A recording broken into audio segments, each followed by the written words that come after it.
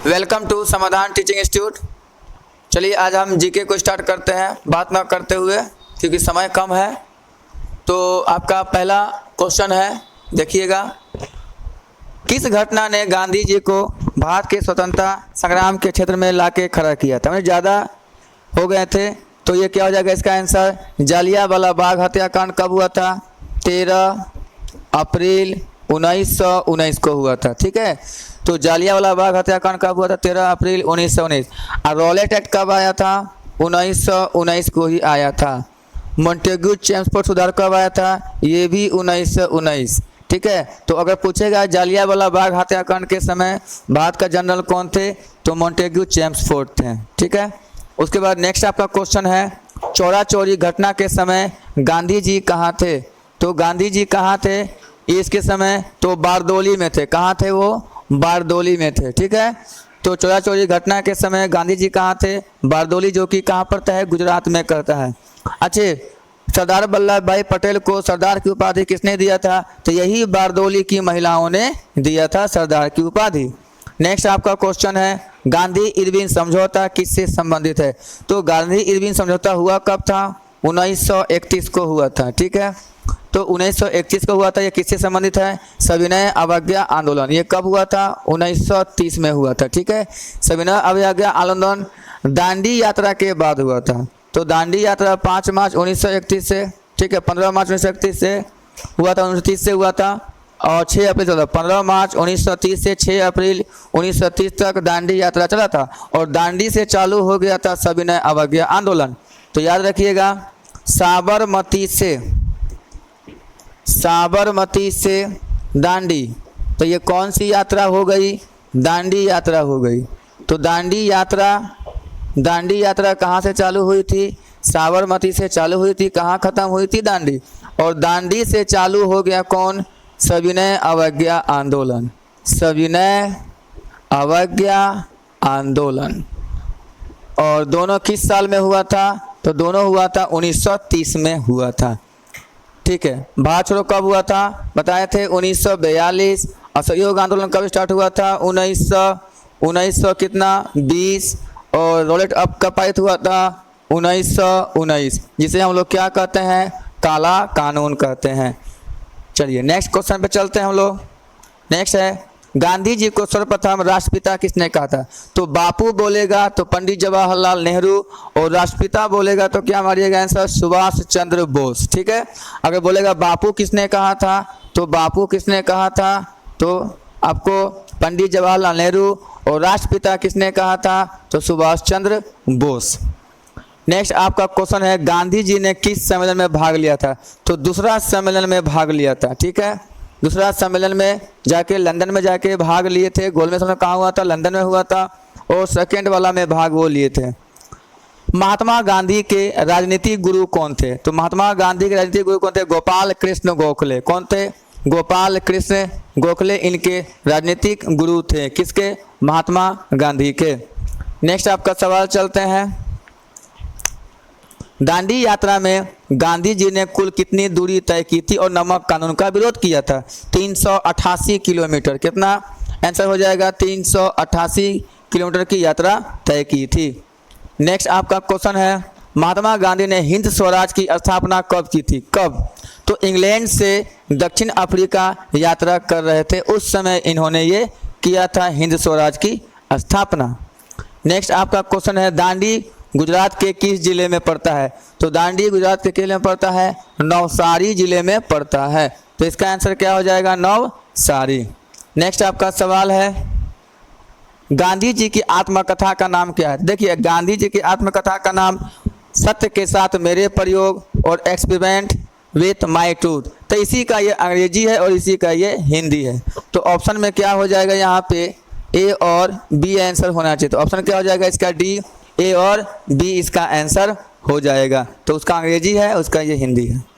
गांधी जी ने कितने सहयोगी के साथ दांडी यात्रा सफल किए थे? तो एक कहीं ज़्यादा कर लीजिएगा। कितना इसका आंसर हो जाएगा? 79, यानी 79 आदमियों के साथ दांडी यात्रा को इन्होंने किया था और नमक सत्याग्रह को समाप्त किया था। केंद्र शासित प्रदेश दादर एवं नगर हवेली दमनदीप का विलय, यानी दोनों को मिला दिया। पहले आपके 9 केंद्र शासित प्रदेश हुआ करते थे, अब आपके 8 को केंद्र शासित प्रदेश हैं।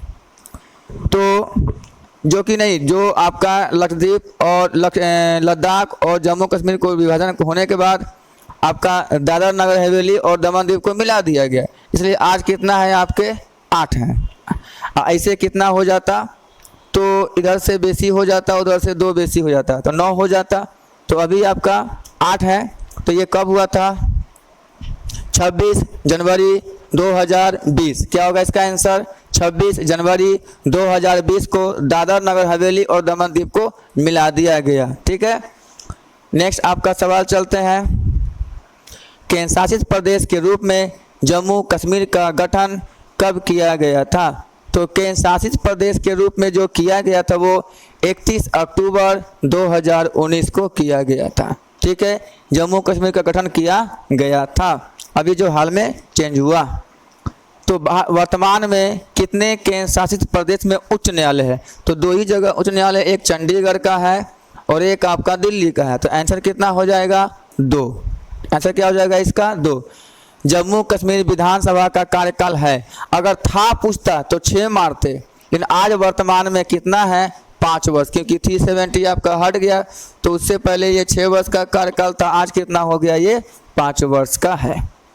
नेक्स्ट आपका क्वेश्चन है, जम्मू कश्मीर में कुल कितने लोकसभा सीट है? तो कुल कितने लोकसभा सीट हैं? 5 वहाँ पे लोकसभा सीट है जम्मू कश्मीर के। तो जब लोकसभा सीट अगर पढ़ते हैं तो राज्यसभा सीट भी पढ़ लेंगे। तो राज्यसभा सीट कितनी है? टोटल कितनी है? तो 4 आपकी राज्यसभा सीट है। अच्छा, बिहार में लोकसभा कितनी है? तो बिहार में लोकसभा आपका जो है वो 40 है। बिहार में आपका लोकसभा कितनी है? 40। और बिहार में राज्यसभा कितनी है? तो राज्यसभा कितनी है? 16 है। तो याद रखिएगा, लोकसभा 40 है और राज्यसभा कितनी है? 16 है। जम्मू कश्मीर के प्रथम उपराज्यपाल कौन थे? गिरीश चंद्र मुर्मू। ठीक है, प्रथम कौन थे उपराज्यपाल वहाँ पे? गिरीश चंद्र मुर्मू को बनाया गया था। नेक्स्ट आपका सवाल चलते हैं, जम्मू कश्मीर राज्य की स्थापना कब हुई थी? तो जम्मू कश्मीर जब उस समय तो जो जम्मू कश्मीर का विलय पत्र पर किया गया था तो उसको मिलाया गया, तो 26 अक्टूबर 1947 को इसकी स्थापना की गई। तो 3 राज्य जो है अपने देश में आने से हिचकिचा रहे थे। इसका पहला नाम है आपका हैदराबाद,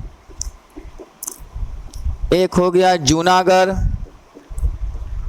और तीसरा हो गया जम्मू एंड कश्मीर। तो जम्मू कश्मीर को मिलाया गया किससे? विलय पत्र से। तो राजा हरि सिंह ने विलय पत्र में साइन किया। और जूनागढ़ को ज से जूनागढ़ और ज से जनमत संग्रह, जनमत संग्रह यानी वहाँ के लोग चाह रहे थे कि हम भारत में आएंगे, तो जनमत संग्रह हो गया। और हैदराबाद को क्या मारिएगा? इसका आंसर पुलिस कार्रवाई।